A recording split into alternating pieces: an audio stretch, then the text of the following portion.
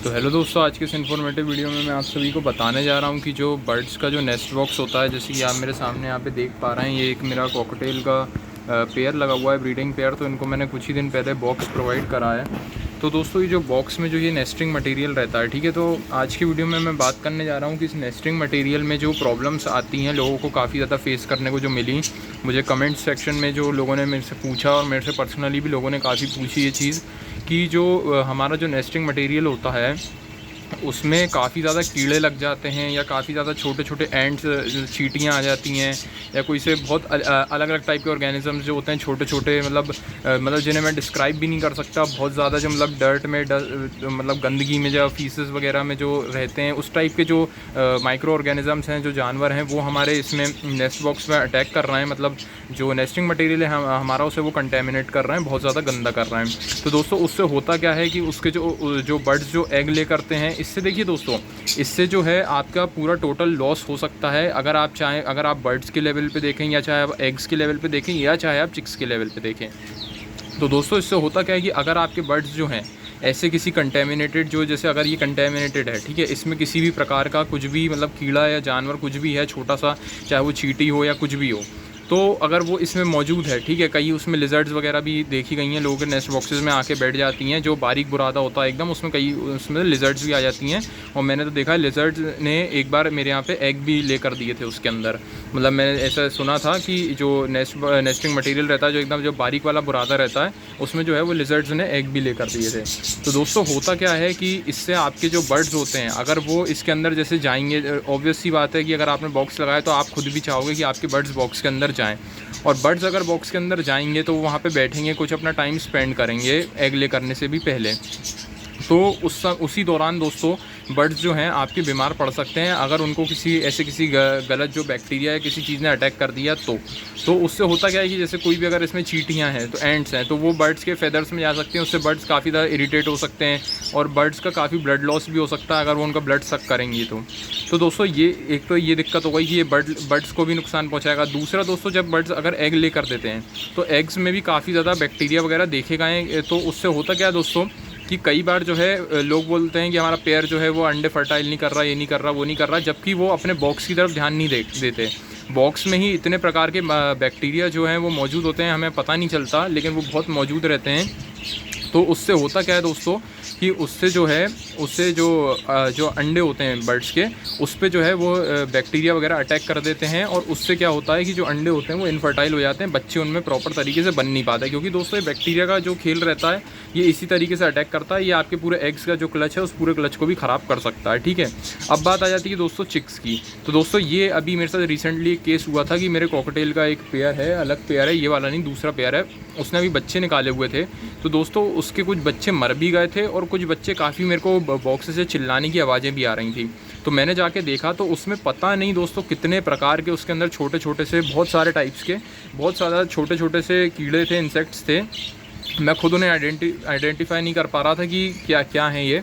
तो फिर जो है मैं इस नतीजे पे पहुंचा कि जो बॉक्स है, जो नेस्टिंग मटेरियल है, उसमें तो बहुत ज़्यादा मतलब कुछ गंदगी टाइप की प्रेजेंट थी। उस वजह से ये जो बैक्टीरिया, जो कीड़े थे, ये सब ने अटैक कर रखा था। तो मैंने तुरंत तो चिक्स को अलग करा, चिक्स को साफ़ करा, पूरे बॉक्स को साफ़ करा, डिसइंफेक्ट करा, ये सब करा। तो सारी चीज़ें इस प्रकार से करी मैंने।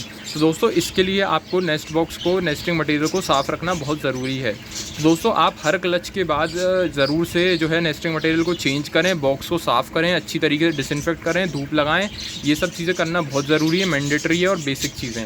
अब मैं आपको बताता हूँ दोस्तों कि आपको नेस्टिंग मटेरियल को, जो नेस्टिंग मटेरियल आपको इस टाइप का कॉमनली इस टाइप का नेस्टिंग मटेरियल अपन लोग यूज़ करते हैं कॉकटेल वगैरह या इन टाइप के कॉन्वर्स वगैरह बर्ड्स में, जो एकदम बारीक नंबर का आता है, वो भी अपन यूज़ करते हैं, लेकिन उसमें ज़्यादा चांसेस रहते हैं कीड़े वगैरह लगने के, और इसमें चांसेस थोड़े कम रहते हैं। ठीक है, तो ये जो वुडन शेविंग्स हैं, आप देख सकते हैं, वुडन शेविंग्स हैं।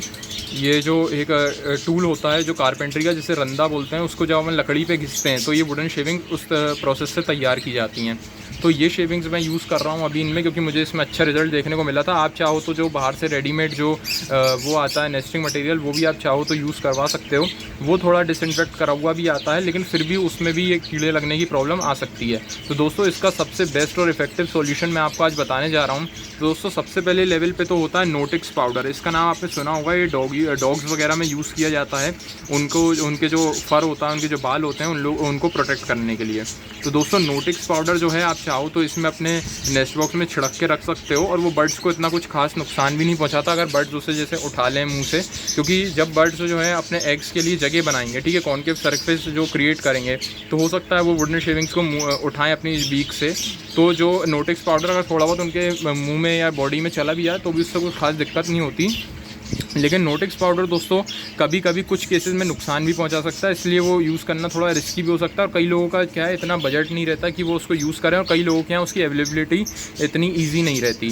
तो इसके लिए मैं आपके लिए एक बहुत ही अच्छा नेचुरल रेमेडी लेकर आया हूँ, ठीक है। बहुत ही अच्छा नेचुरल रेमेडी है, इसको हर कोई यूज़ कर सकता है, हर कोई इसको घर पर बना सकता है और बहुत अच्छी तरीके से इसको यूज़ कर सकता है। तो दोस्तों इस रेमेडी को यूज़ करने का बेसिक स्टेप है कि आपका बॉक्स जो है वो पहले डिसइंफेक्ट होना चाहिए।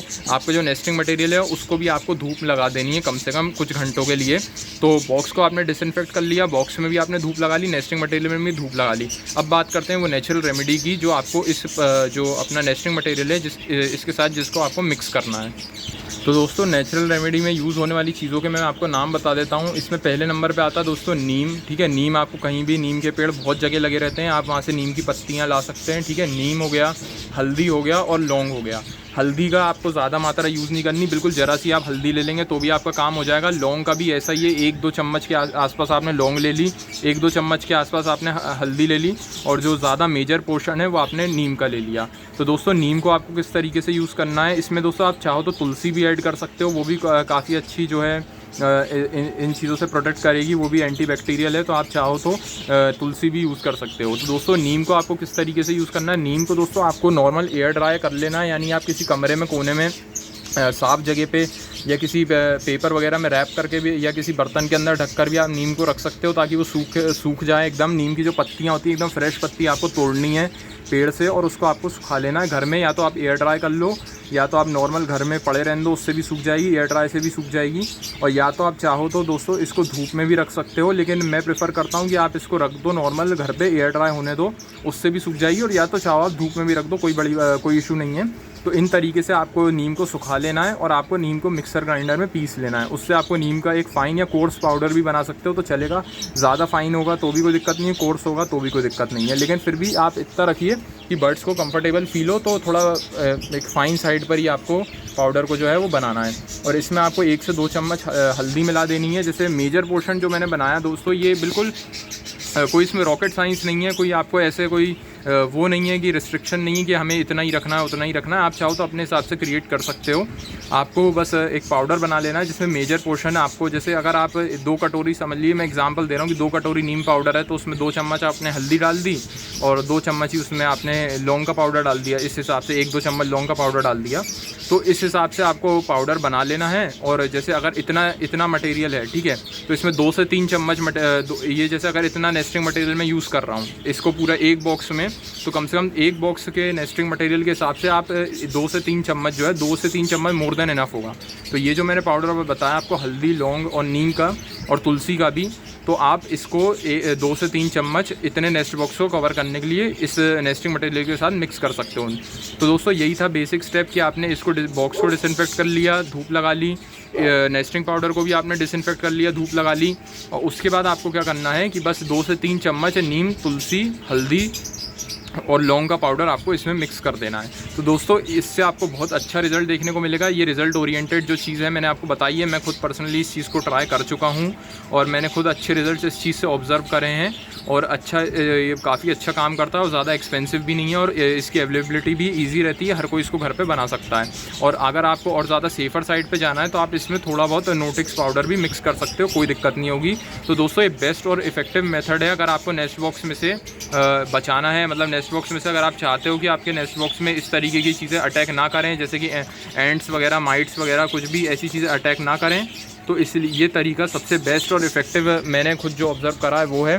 और बाकी अगर आपके पास कोई और क्वेरी हो इस टॉपिक से रिलेटेड, किसी भी टॉपिक से रिलेटेड, तो आप मेरे को कमेंट करके पूछ सकते हो। वीडियो अच्छा लगा तो वीडियो को लाइक कर देना, शेयर कर देना, चैनल को सब्सक्राइब कर देना। और मैं आपको फिर से बता दूँ तो आपको नीम लीव्स यूज़ करनी है, ठीक है, नीम का पाउडर यूज़ करना है, हल्दी यूज़ करनी है, लौंग यूज़ करनी है और थोड़ा सा नोटिक्स पाउडर, और चाहो तो आप तुलसी भी यूज़ कर सकते हो। और नॉर्मल अगर आप चाहो तो नेस्टिंग बॉक्स में नीम की थोड़ी पत्तियाँ भी ला के डाल सकते हो, उससे भी कोई दिक्कत नहीं होगी।